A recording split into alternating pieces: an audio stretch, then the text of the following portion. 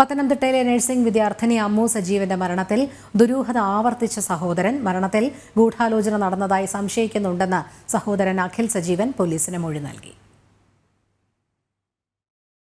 അമ്മു സജീവൻ ആത്മഹത്യ ചെയ്യില്ല എന്നതിൽ ഉറച്ചു നിൽക്കുന്നുവെന്ന് സഹോദരൻ അഖിൽ സജീവൻ പറഞ്ഞു. സംഭവശേഷം അമ്മുവിനെ ആശുപത്രിയിലെത്തിക്കാനും കാലതാമസമുണ്ടായി. വീട്ടുകാർ ആവശ്യപ്പെട്ടതനുസരിച്ചല്ല അമ്മുവിനെ തിരുവനന്തപുരത്തേക്ക് കൊണ്ടുപോയതെന്നും സഹോദരൻ പറയുന്നു. സഹപാഠികൾക്കെതിരെ നേരത്തെയുള്ള ആരോപണങ്ങൾ പോലീസിനോട് മൊഴിയിൽ ആവർത്തിച്ചുവെന്നും അഖിൽ സജീവൻ പത്തനംതിട്ട പോലീസ് സ്റ്റേഷനിലെത്തി മൊഴി രേഖപ്പെടുത്തിയ ശേഷം പറഞ്ഞു. എനിക്കിപ്പോഴും നല്ല വിശ്വാസമുണ്ട്. അവരും അതുപോലെ തന്നെ കോളേജും ഹോസ്റ്റലും എല്ലാവരും കൂടെ ചേർന്നിട്ട് തന്നെ ചെയ്തതാണെന്ന് എനിക്ക് 100% എനിക്ക് വിശ്വാസമുണ്ട്. ഞാൻ ഈ ഇതിൽ തന്നെയല്ല. അപ്പോൾ എനിക്ക് നല്ല വിശ്വാസം ഉണ്ടാവും. ഒരിക്കലും അമ്മ എല്ലാവരും പറയുന്നാലും അമ്മ ആത്മഹത്യ ചെയ്യുക അല്ലെങ്കിൽ ഇതാവുകയല്ല.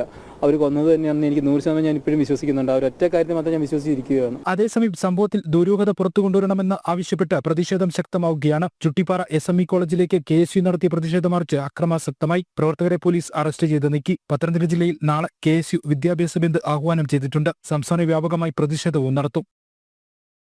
ജനം, പത്തനംതിട്ട.